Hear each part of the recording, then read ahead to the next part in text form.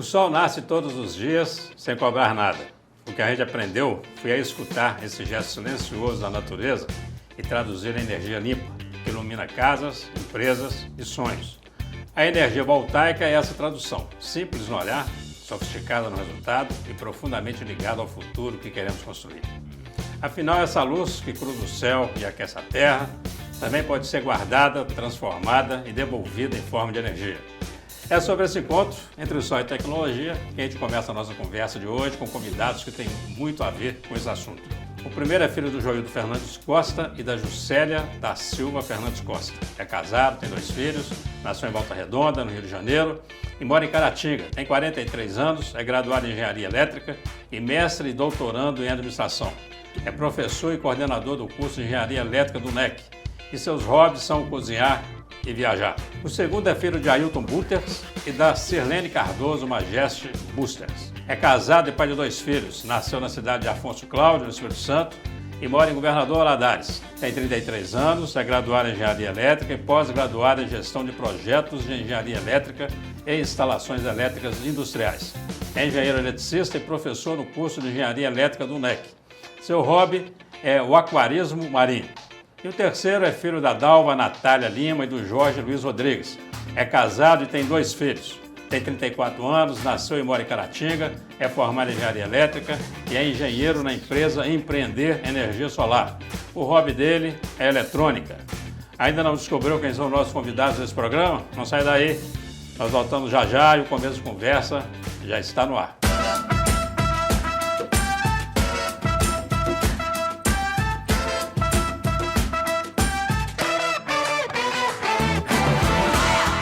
Olá, estamos iniciando mais um Começo de Conversa, o programa de entrevistas mais assistido da região, que você pode acompanhar pela UNEC TV, mantida pela Fundação Educacional de Caratinga, pela TV Sistec, pelo Super Canal TV e, claro, pelas mídias digitais. Se o sol é a origem, a tecnologia é o caminho. São painéis que captam a claridade, inversores que traduzem a luz em eletricidade, redes que levam essa energia para cada canto onde a vida acontece. Não é apenas sobre economia, é sobre autonomia, sustentabilidade e visão de futuro. Cada raio aproveitado é um passo a mais rumo a um mundo mais consciente, em que progresso e responsabilidade caminham juntos. Porque, no fim das contas, falar de energia solar é falar de escolhas. Escolhas que iluminam não só o presente, mas também as próximas gerações.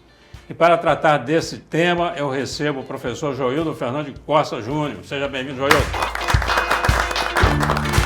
Recebo também o professor Daniel Majeste Buters. Seja bem-vindo, professor.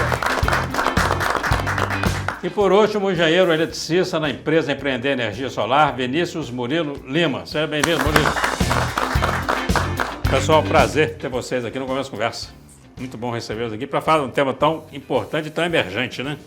Que é a questão da energia. Eu queria começar com uma provocação, porque na abertura da ONU, o presidente Trump fez uma colocação sobre a questão climática. Jogou isso tudo por terra, falou que os cientistas estão errados, que não tem problema nenhum com o clima, que tem petróleo de sobra, tem água sobrando. E aí eu trago o problema para a nossa situação. A matriz energética brasileira, eu começo com você essa pergunta, ela é baseada na hidrelétrica, né? Então, sim, na água. Podemos ficar tranquilos, não tem problema climático, podemos continuar e está bom demais, porque a água nós somos a maior bacia hidrográfica do mundo, então está tudo certo, né? Já tivemos alguns eventos de apagões, né, que demonstrou a falta de capacidade, né, de gerar e atender a demanda instantânea da sociedade. Então, acho que essa preocupação tem que ser pertinente para buscar novas tecnologias. Então, a energia através da luz do sol é conhecida há muitos anos. Mas o avanço tecnológico e a necessidade que provocou esse avanço tecnológico tornou ela viável economicamente. Okay. Então, acho que essa visão de pensar no meio ambiente e buscar novas soluções vai trazer novas tecnologias e vai permitir um mundo melhor. Então, essa visão de futuro ela é importante, porque às vezes não percebeu a mudança tão drástica agora, porque já teve ações anteriores. Entendi. Então, a gente não tem como filtrar as ações que tiveram para realmente mostrar para a sociedade. Mas o caminho não é ficar por conta só de hidrelétrica, porque isso aí uma hora vai dar mais problema ainda, né? Sim, porque a hidrelétrica tem a questão de alguns impactos ambientais que tem muita discussão, porque o ambiente ele é alterado. Temos que fazer reservatórios, ou temos que explorar o fluxo contínuo dos rios, mas o ciclo hidrográfico ele tem se alterado. Então, em alguns locais que você tinha uma vazão enorme, ela se reduziu.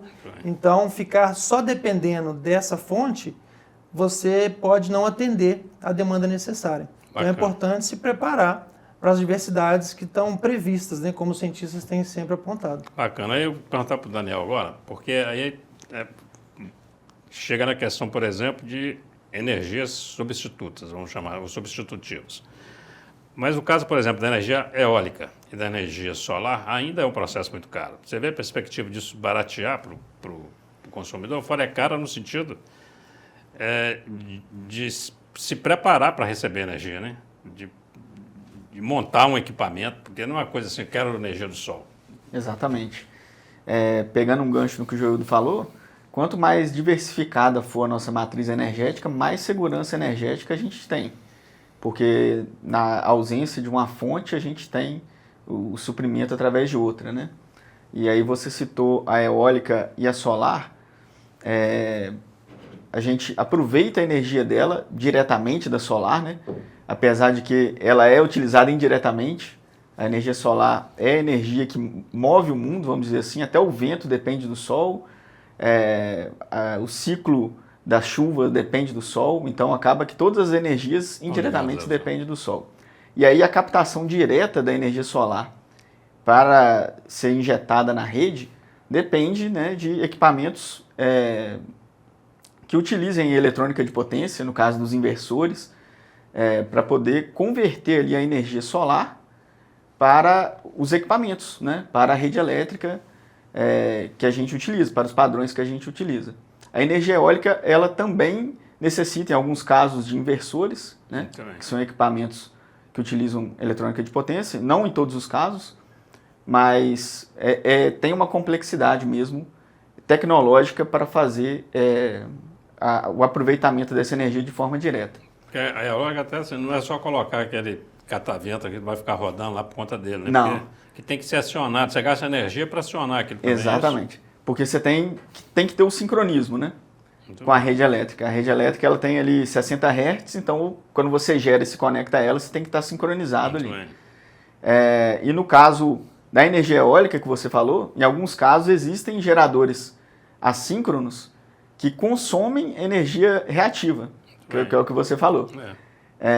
Já em outros casos, são geradores síncronos conectados através de inversores de frequência. Entendi. E em relação à questão do custo, né, que você falou, quando a energia solar começou, a gente falava de um payback para um projeto residencial em torno de 7 anos ou mais. Isso eu cito em 2016. Não quando ela começou exatamente, que ela começou a partir de 2012 com a resolução 482. Mas em 2015 eu lembro de ter instalado, em 2016 eu lembro de ter instalado um sistema que o payback foi 7 anos. Entendi.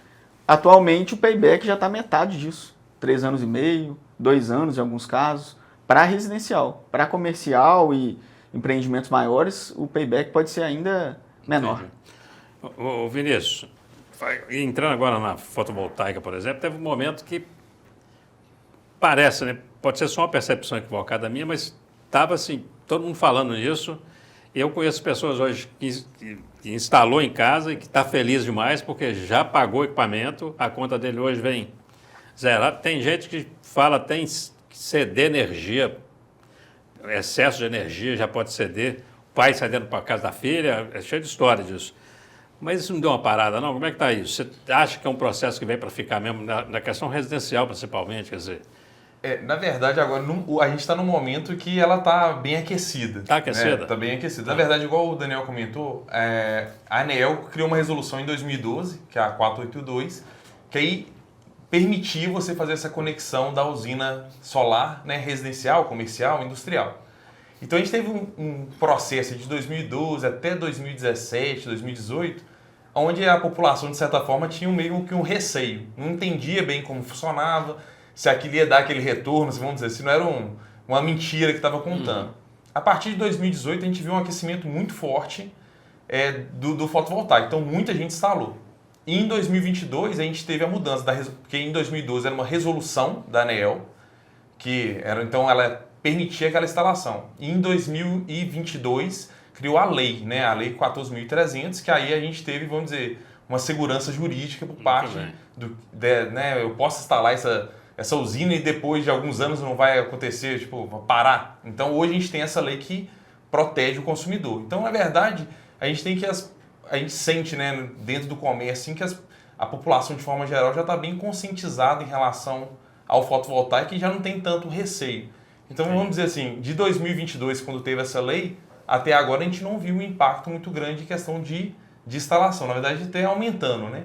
Hoje a gente vê com a diminuição do valor, casas com consumo menor, que antigamente você não via tanto isso acontecer, instalando. Então, antigamente era comum, assim... A gente tinha uma conta muito alta, né? O cara tem 2 freezers, não sei o que lá, ar-condicionado, um monte de coisa, fala, não, minha conta R$1.000, não sei o que. Esse fazia. Então hoje você vê pessoas aí com conta de R$300, 200 e poucos reais, já animando a fazer. Porque o custo caiu consideravelmente. E você vê possibilidade de redução de preço desse equipamento que precisa ser montado? Por que eu pergunto isso? Quando começou a história de usar, por exemplo, papel reciclado, então usar o reciclado, aquilo era tão caro, bicho, que você fazia... Você comprava porque você fazia, porque eu sou verde mesmo, então eu vou ajudar. Mas aí tinha toda aquela história, quanto mais pessoas usando, mais barato fica. No caso da fotovoltaica, vocês percebem isso? Pode acontecer, quer dizer, pode melhorar, vai facilitar o jeito de fabricar isso, alguma coisa, igual o prazo, por exemplo. Quando começou isso, eu me lembro que era assim, a vida útil disso aqui é X anos, a metade... é o seu investimento. Depois disso, você está ganhando dinheiro. Ele já falou que reduziu esse time aí. Estão durando mais tempo as placas? Quer dizer, tem um jeito de viabilizar mais, tornar isso mais atrativo. Tem viabilizado porque com o aumento de demanda, né, para a instalação das usinas, aumentou a escala de produção. Na verdade, conversei com o Vinícius, o efeito que a gente está tendo da China, que é o maior produtor, né, de placas, que já está começando a se pensar em travar a produção, porque o custo está ficando tão baixo que está começando a impactar o retorno financeiro, né? Porque a China investe isso como uma política, né? Porque ela tem essa necessidade. E com isso, o restante do mundo se aproveitou dessa tecnologia de baixo custo, porque ele vem realmente reduzindo muito, como o Vinícius também colocou, o custo já está bem acessível. E a tendência é que isso fique ainda melhor. Porém, o mercado ele sempre se ajusta. Então, quando começou a perceber que esse valor dos equipamentos começou a ficar numa margem muito instável ali para os produtores, eles começaram a pensar na reserva de mercado. Ou seja, diminuir um pouco o nível de produção para conseguir ter estancar, né, essa concorrência, né, desenfreada, para oferecer equipamento cada vez mais barato. Então, nós já estamos chegando num momento que possivelmente vai dar uma estabilizada e depois pode ter um outro movimento de queda. Muito bem. Com o avanço de tecnologia, materiais, então o tempo todo também estão buscando novos materiais que consigam fazer a conversão, principalmente das placas. Bacana. Vamos fazer um rápido intervalo, nosso primeiro bloco, o tempo já acabou. Queria voltar para o segundo bloco com alguém tentando falar de uma maneira bem simples, bem clara para o telespectador, para o internauta. Como é que funciona isso? Você tem uma placa ali, recebe sol, e daí? Aquilo ali vai para onde? Onde é que acumula energia? Como é que transforma luz em energia? Se é que é possível explicar isso, né? Não sai daí, bate-papo sensacional. Estamos conversando aqui com os professores, engenheiros, Joildo Fernandes, Daniel Butters e o Vinícius Murilo Lima. Nós voltamos já já. Olá, estamos de volta para o segundo bloco desse conversa especial, recebendo aqui os professores, engenheiros, Joildo Fernandes, Daniel Butters, e o engenheiro na empresa Empreender Energia Solar, Vinícius Murilo Lima, que vai falar para nós agora, tentar explicar para a gente como é que funciona a energia fotovoltaica. Não é um processo complexo, né? Mas vamos dizer assim, para a gente que é engenheiro eletricista é simples, né? Mas para o leigo às vezes é um pouco complicado mesmo. Mas o que acontece hoje? O sistema fotovoltaico de 99% da população é o que a gente chama de on-grid, que é conectado à rede da concessionária. Então o sistema, ele trabalha junto com a concessionária. Muito bem. Basicamente, a gente vai ter dois equipamentos aí no sistema fotovoltaico, que é os módulos, que vai ficar lá em cima do telhado, né? Que é aquela placa. Que é aquela placa. Quem vê de longe Isso. só vê uma placa escura, como se fosse um espelho ali. Exatamente. Essa placa, ela vai captar essa energia, né, irradiação do sol, e vai gerar uma energia que a gente chama em corrente contínua. Essa, vamos dizer, tensão em corrente contínua, ela não está adaptada à rede da concessionária. Então tem que ter um equipamento que vai compatibilizar Muito bem. a placa com a concessionária. Então tem o inversor, que é o inversor solar que a gente chama. Esse inversor vai pegar essa energia, né, do módulo fotovoltaico e vai conectar a rede da CEMIG. Da CEMIG ou qualquer concessionária, no caso. E esse conector está lá perto das placas ou está na casa da pessoa, por exemplo, se for uma residência? Aí depende. No fotovoltaico a gente tem dois equipamentos. É um que chama microinversor, que fica embaixo do módulo. Então, para o consumidor ele não consegue nem ver o equipamento. Ele vai ficar tudo ali embaixo das placas, né? E tem o inversor central, que a gente chama, que é um inversor que ele vai ficar ali, normalmente a gente coloca num lugar para não enfeiar a casa assim, mas ele fica externo. Perto do relógio, por exemplo.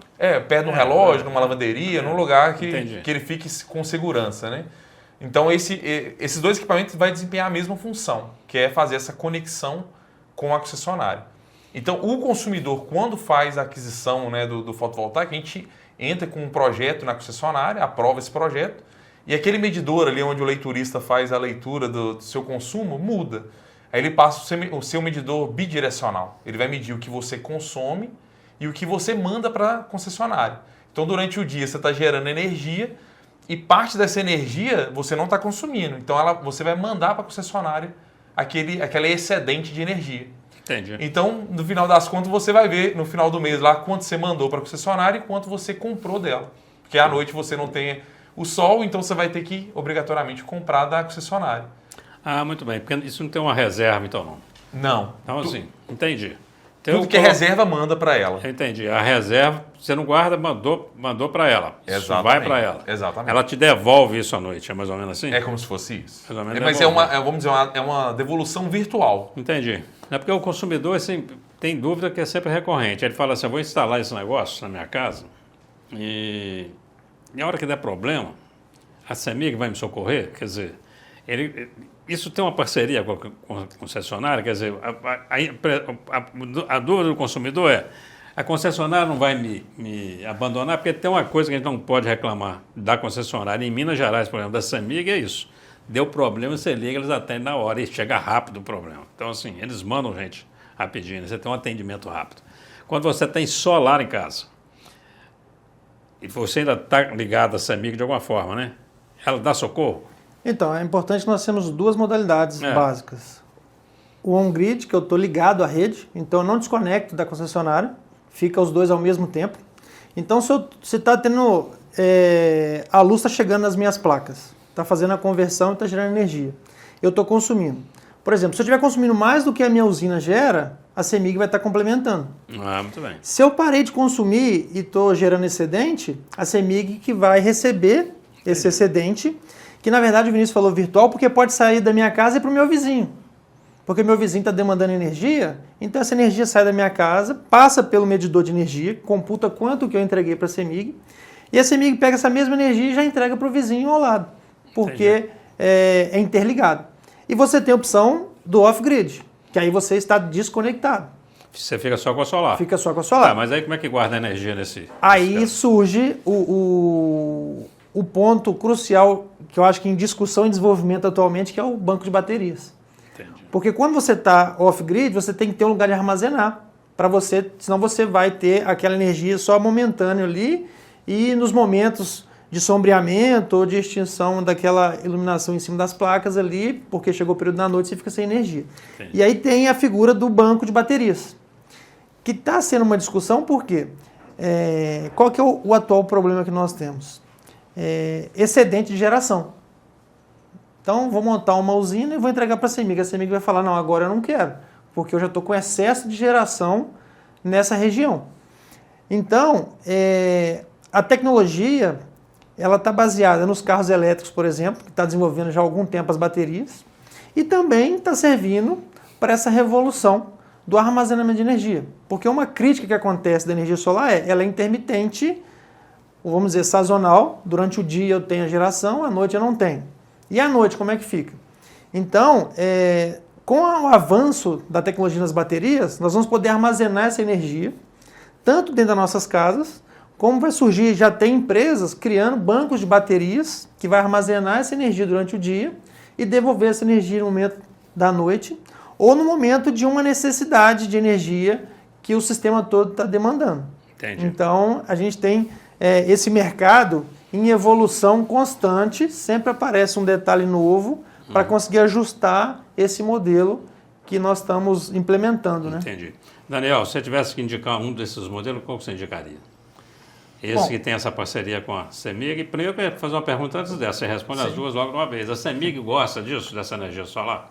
Bom, eu não sei se ela gosta muito não, mas a partir da resolução 482, em 2012, as concessionárias foram obrigadas a aceitar. Muito então bem. se tornou um direito ali do consumidor de injetar energia, produzir a própria energia e injetar ela na rede para receber em forma de crédito, né? Através do sistema de compensação de energia elétrica. E a outra pergunta...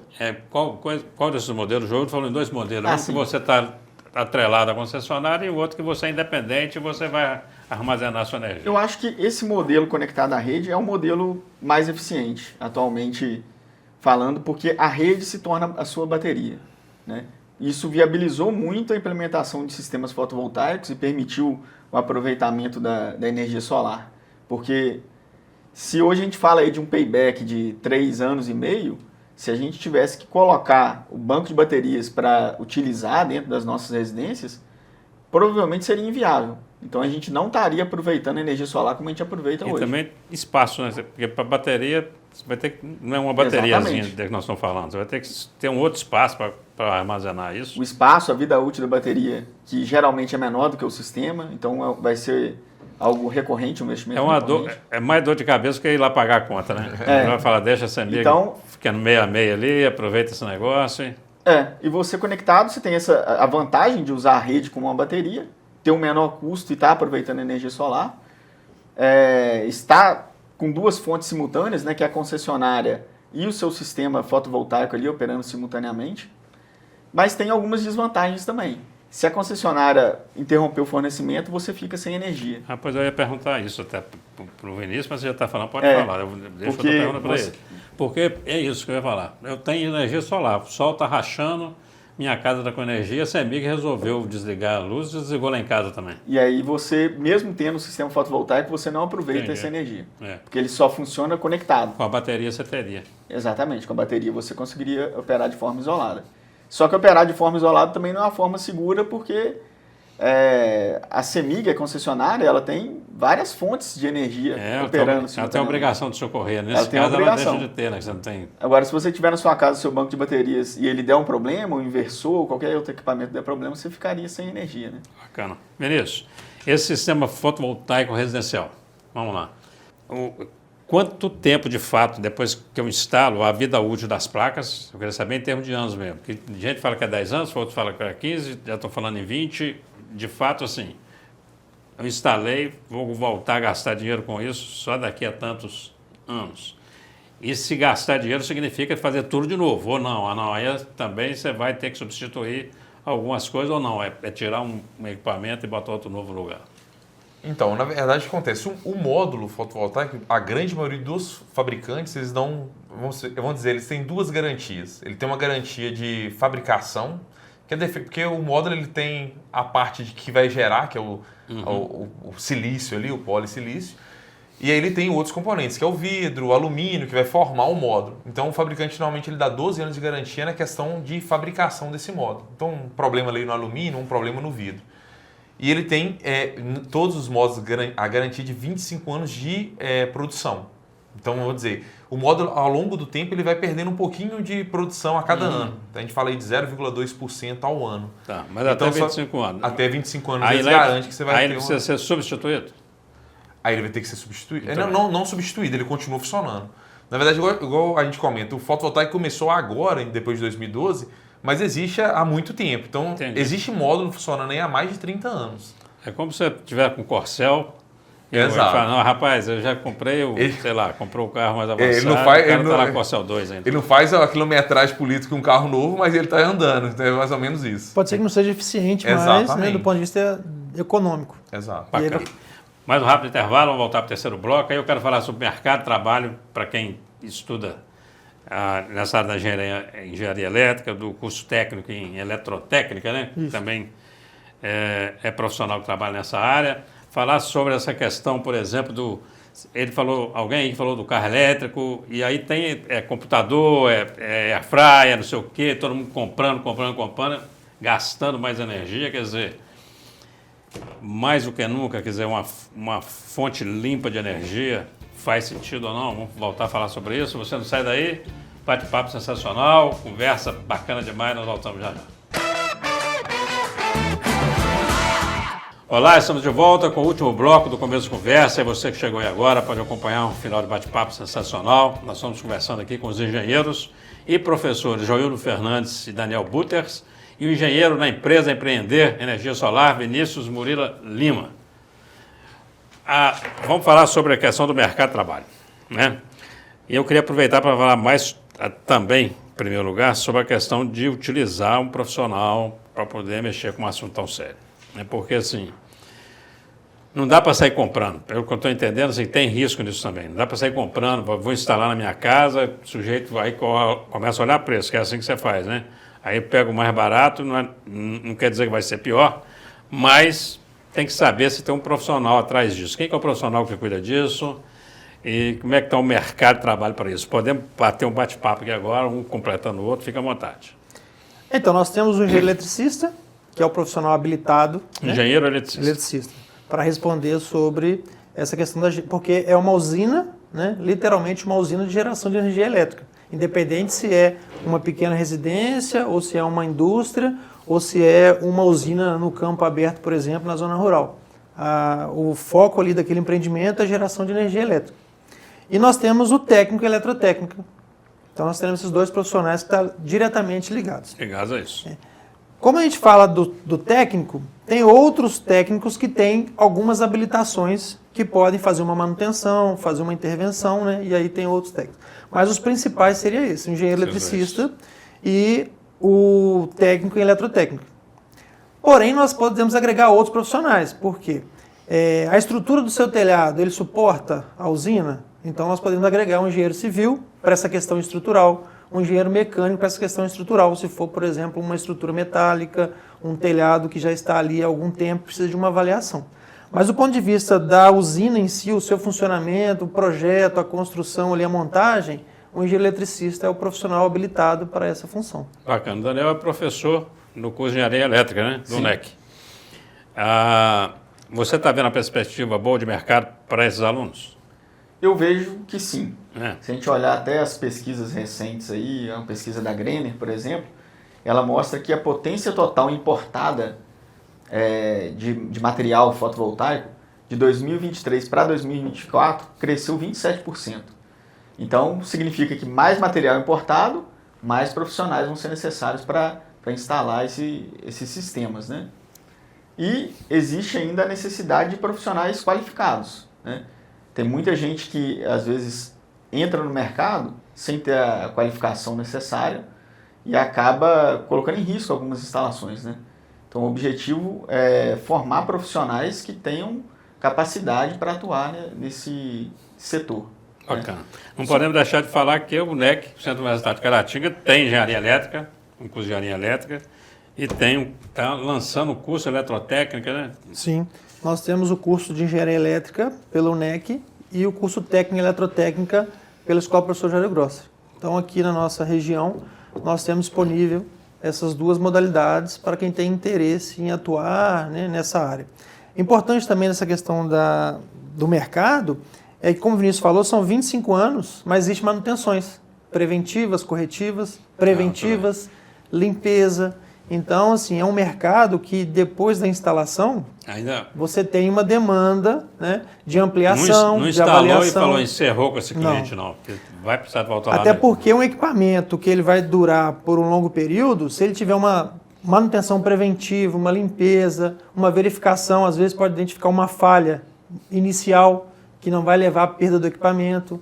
Então, isso tudo é campo para os profissionais da área de eletricidade. Bacana. Vinícius, você quando olha para o mercado e olhando a questão da segurança, como é que você conecta essas duas coisas aí? O profissional qualificado no nosso setor é bem importante. A gente fala assim, desde da vistoria, que você vai lá visitar o cliente para ver posição de telhado, o telhado se vai suportar. Na parte de projeto, né, que o engenheiro entra com um projeto aí, homologa ele na concessionária, e na parte da instalação, que é uma parte muito importante, porque você envolve conexões, igual o Joildo comentou, é geração de energia. Então envolve essa questão das conexões bem feitas ali, para você não ter um eventual problema depois de instalado o sistema. Então a questão da formação hoje, para a gente como empresa, é muito importante. A gente precisa desse profissional até para a gente atender o cliente com o que ele pretende, né? Então você vai fornecer um material ali para ele e uma boa execução. Então isso é bem importante para o nosso setor. Eu te fiz uma pergunta no bloco anterior, mas eu fiz duas perguntas juntas e uma acabou ficando para trás. Em termos de custo médio, uma ideia só de preço. Para uma família padrão, 5 pessoas que têm eletrodomésticos normais em casa, quanto custaria instalar um? Um sistema, vamos botar um sistema hoje para quem gasta mais ou menos uma conta aí de uns R$550, que é uns 500 quilowatts, vamos dizer assim, em questão de energia. Hoje está na faixa aí de uns 13, 14 mil reais. Vai variar de valor dependendo do modo de instalação. Então, o telhado influencia um pouco no valor. Mas que não é um pagamento cash, quer dizer, não é na hora. Você não precisa chegar e pagar, estou te entregando. Você pode até fazer isso, mas você pode também dividir isso como se fosse mais uma conta de luz, é isso? Hoje, na verdade, existem os financiamentos. Então, você não descapitaliza, você não faz aquele aporte inicial e você troca basicamente a conta pelo financiamento. Então, às vezes, você vai pagar ali de financiamento quase o que você pagaria de energia. Entendi. E após o financiamento acabar, o sistema é seu. Então, hoje é uma modalidade bem interessante. Mas quem tem capital e pagou, então, aí sim, daí para frente ele tem energia que é dele mesmo. A continha vai lá embaixo. Exato. E aí ele já pretende aí com 2 anos e pouquinho, paga o investimento e aí ele vai ter só lucro em cima disso. A gente tem que ir terminando, porque tem que dar 1 minuto para cada um, mas tem uma pergunta que eu também preciso fazer. Nós falamos o tempo todo aqui de telhado. Mas tem lugar que você passa, porque não deve ser residência, mas você vê umas placas num passo, num outro local. Pode ser isso também, quer dizer, você pode captar energia em outro lugar e como é que traz isso com fio? Como é que você traz essa energia para perto de você, para dentro da sua fábrica? Na verdade, novamente, o benefício de você compartilhar com a concessionária de energia. Então, você pode ter uma usina numa localidade, por exemplo, aqui na cidade de Caratinga, eu posso ter na zona rural uma usina e compartilhar com imóveis dentro da cidade, que são do mesmo proprietário, ou da mesma empresa, ou da mesma associação. Então, tem várias modalidades de fazer esse envio da energia. Mas o interessante que até para o leigo entender, não é que a energia sai da usina e vai para a casa dele. A usina sai, entra no sistema da CEMIG. E a CEMIG entrega. A CEMIG, de qualquer forma, é que vai distribuir a energia para você. É como se a gente vê o sistema elétrico brasileiro como A não ser que ele seja aquele separado, que ele mesmo gera, ele mesmo guarda, ele mesmo... Aí ele vai consumir na própria localidade. Ele não vai conseguir mandar para outra localidade. Então, pegando essa lógica aí, eu aqui em Caratinga posso comprar energia, por exemplo, de um cara que instalou uma usina fotovoltaica lá em Santa Rita. Teoricamente sim. Aí tem modalidades. Aí o dono do empreendimento, ele vai ter que adequar aquele empreendimento numa modalidade que atenda essa possibilidade. Como no caso, tem associações, tem cooperativas, ou tem o próprio proprietário tem vários imóveis, então ele pode compartilhar. Entendi. Pessoal, muito obrigado. Infelizmente, nosso tempo acabou. Foi um bate-papo bacana, tenho certeza que todo mundo gostou. 1 minuto aí para as considerações finais para cada um. Pode deixar telefone, pode deixar Instagram, pode mandar recado. A câmera é de vocês. Joildo, pode começar nessa aqui. Queria agradecer a oportunidade de estar aqui participando com o meio de conversa e dizer que eu, como professor do Centro Universitário de Caratinga e também da Escola Professor Júlio Grossi, faço o convite para quem quiser se tornar um profissional qualificado, um profissional da área de eletricidade. Nós temos aí 2 oportunidades dentro da nossa cidade aqui, que é o curso de Engenharia Elétrica no Centro Universitário de Caratinga, UNEC, e o curso de Eletrotécnica na Escola Professor Júlio Grossi, disponível para quem tiver interesse, é só nos procurar. Bacana. Daniel, com você. Eu também reforço o convite aí do professor Joildo, também sou professor no curso de Engenharia Elétrica, e reforço o convite para que você se torne um profissional desse setor, porque o Vinícius está precisando de profissional, o mercado está precisando, e é uma grande oportunidade, né? Queria só mandar um abraço aí para minha família, para minha esposa, que tem bastante paciência comigo. Para os meninos. Para os meus filhos todo também. Todo mundo tem filho aqui, né? Todo mundo. Pequenos, não? Seu filho... Sim, tá 3 anos e meio e o outro com Qual o ano nome e dos meio. meninos? Alice e Miguel. Um abraço para Alice e Miguel. Joildo, Se eu não mandar agora um abraço, pode mandar. vou arrumar problema, né? Vou mandar um abraço para meus filhos, João Vitor e Gabriel, já estão maiores um pouquinho, 9 anos e 13. Bacana. Muito bem, Vinícius, você agora, com você, vai decepcionar a Carol. Fala da sua empresa, hein? Antes eu gostaria de agradecer, né, a oportunidade. É sempre bom a gente poder explicar um pouco a questão da energia fotovoltaica, né? Fico à disposição aí, se alguém quiser fazer um orçamento, a gente está empreender energia solar. A gente está ali na antiga Construrede, ali no prédio da Construrede, na Presidente Tancredo Neves, do lado da FIT. Então a gente está lá para tomar um café e conversar a respeito. E também, né, mandar um abraço aí para minha família, a Thaís, minha esposa, meu filho Rian, e a Elis, minha filha, nem nasceu ainda, vai nascer em dezembro, mas mandar um abraço para ela também. Obrigado, Vinícius. Agradeço. Agora aqui, manda um abraço para a Fernanda, né? Fernanda, um abraço, e para sua esposa. Yara. Senão dá problema. Dá problema. Vou falar o nome. Joildo, Daniel e Vinícius, muito obrigado. Prazer receber vocês aqui. Muito obrigado por tirar um tempo aqui para esse bate-papo nosso. É você que nos acompanha. Muito obrigado pela audiência, pela companhia. Até o próximo encontro, se Deus quiser.